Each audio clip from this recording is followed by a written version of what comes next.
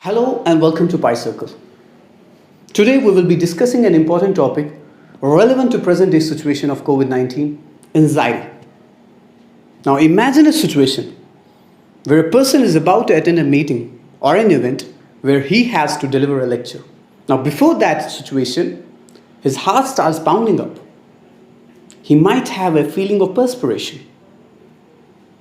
Now what is that? Why is he having such feeling? Why is something holding him up?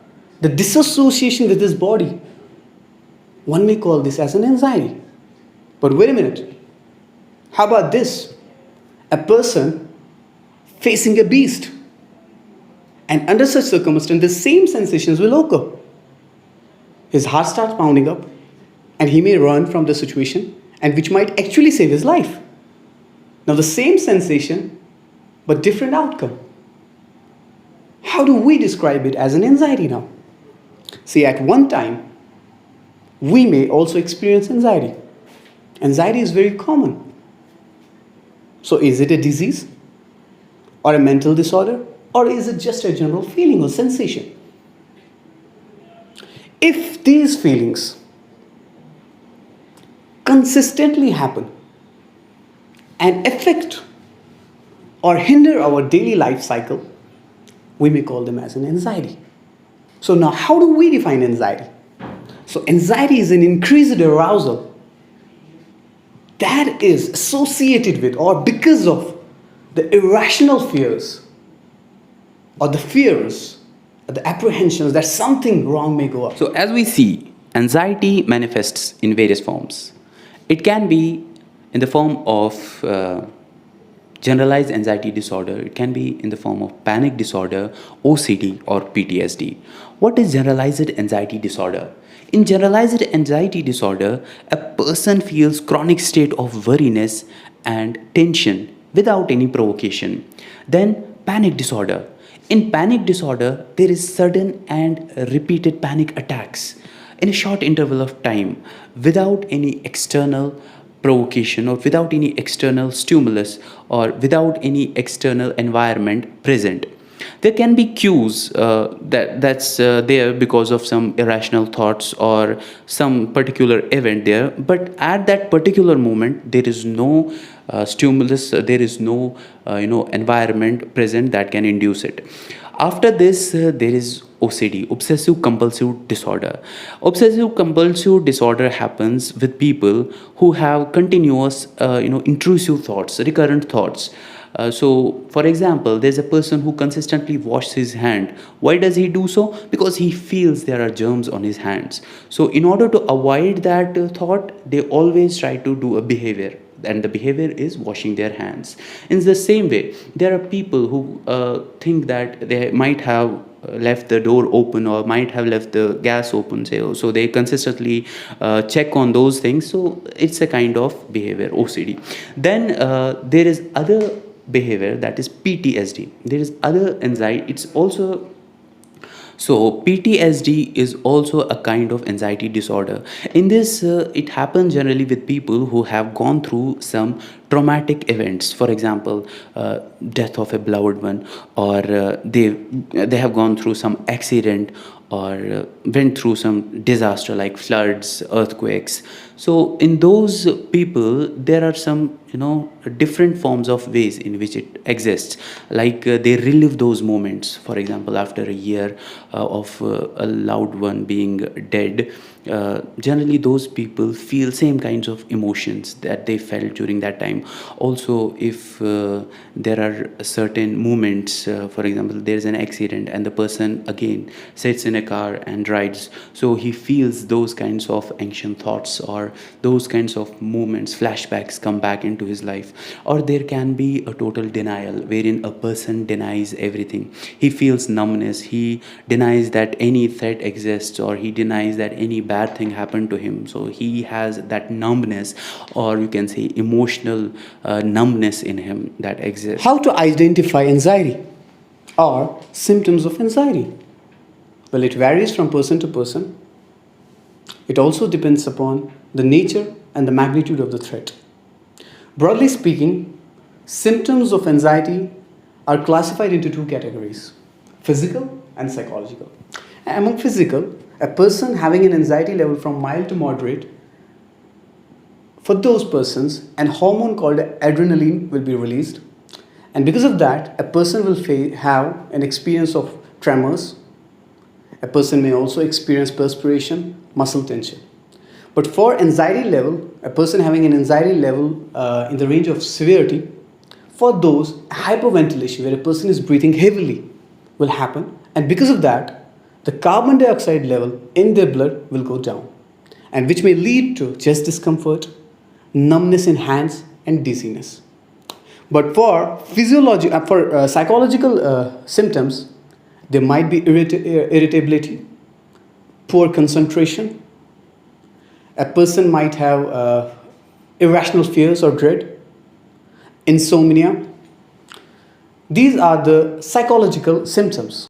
Now, what are the causes of anxieties? There are different causes of anxieties that we see.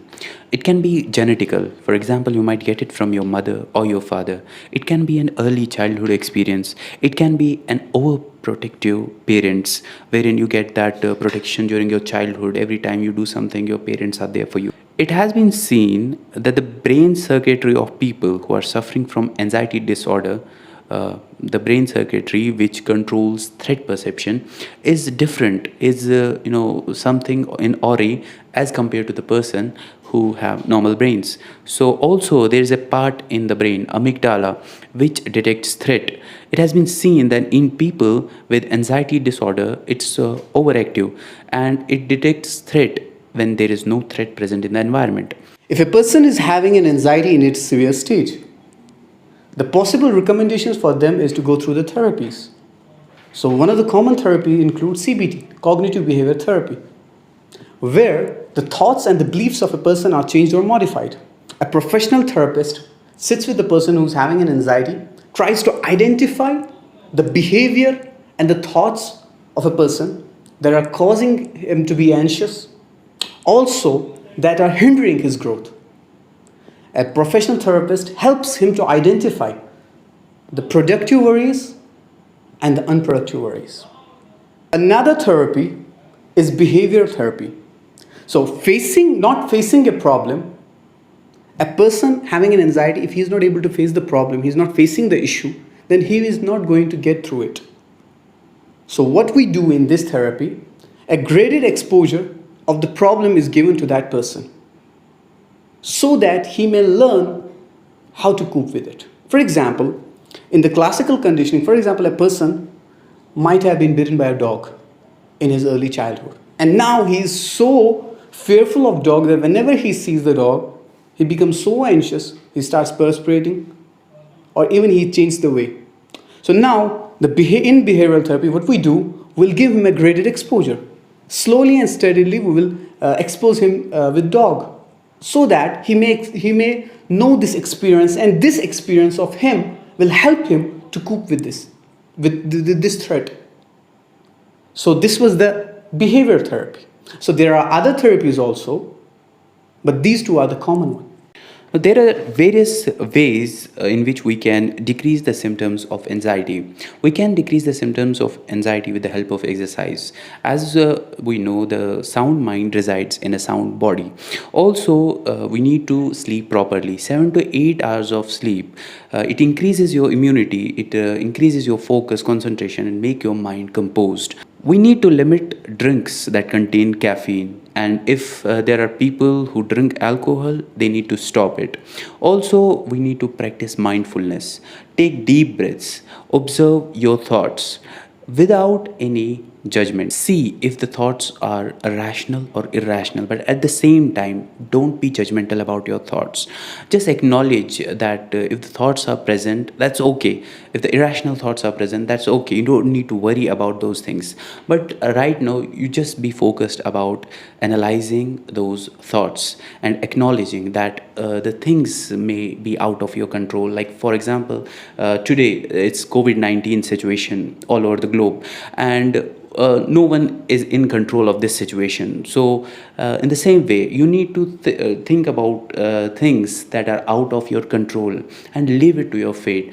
Just take certain precautionary measures that are there, like social distancing is there, washing your hands, being away from general public. So after taking these precautions, leave rest up to the fate. So in this way, you'll feel controlled about your future. You'll feel control. The things you can control, be confident about them. Identify circumstances that increase your anxiety. Push back your irrational thoughts. Think about all the events wherein you had anxiety attacks. See the common things that are there. Look into your irrational thoughts. For guidance, you can even look at Albert Ellis's 12 irrational beliefs.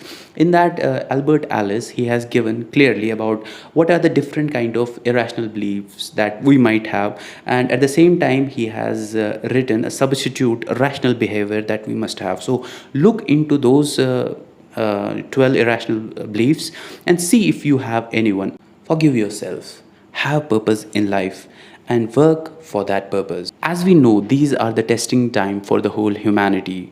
We need to be more optimistic. We need to have faith on all the good that is in the world. We'll come back with more lectures. Stay safe and stay sane. Thank you.